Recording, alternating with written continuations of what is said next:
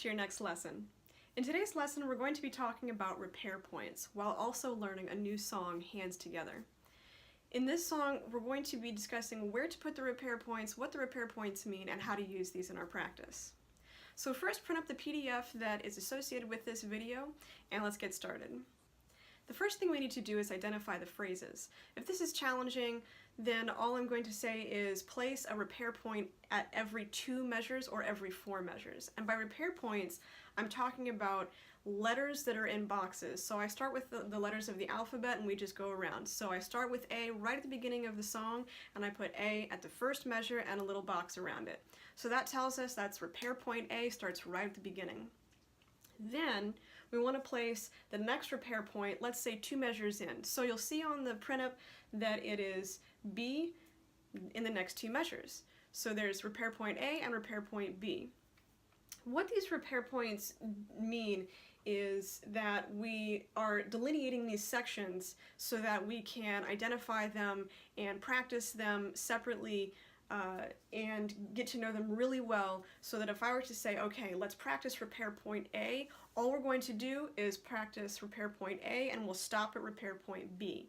We also want to identify what are the first few notes in repair point A, where do we start, what are the notes, what are the fingerings that we're using, so that when you go to memorize a piece, you can say, hey, let's start at repair point B, let's start at repair point C. And it helps to kind of identify these sections and memorize the piece, but more importantly, it's used to practice, so that we kind of use these repair points as a means to repeat a section, very small section, without getting carried away.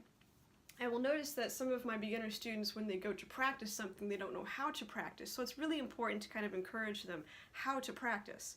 So when you're going to practice something, you don't just play through the song from start to finish and that's it, you're done practicing.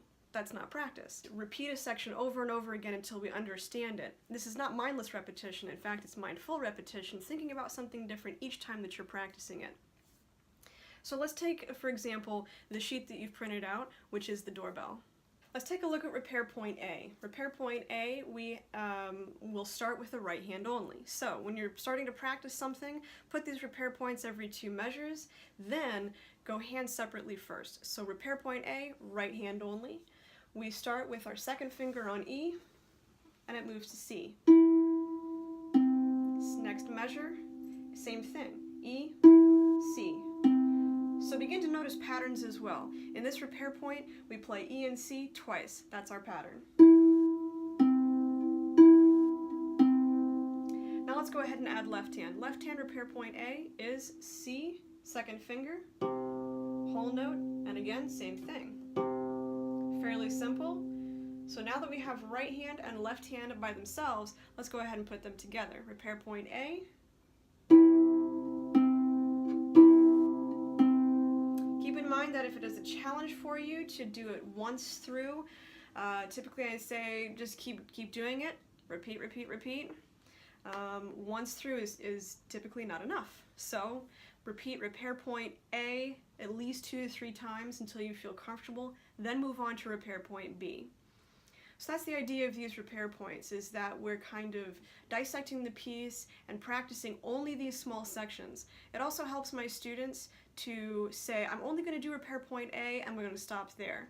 Because if they say, okay, I'm going to practice the doorbell, let's go ahead. And they'll practice the whole thing start to finish, they'll play through it, but they won't be repeating small sections or finding a challenge spot and working through it. So that's what I encourage you to do with repair points. I'm going to play through this entire song for you.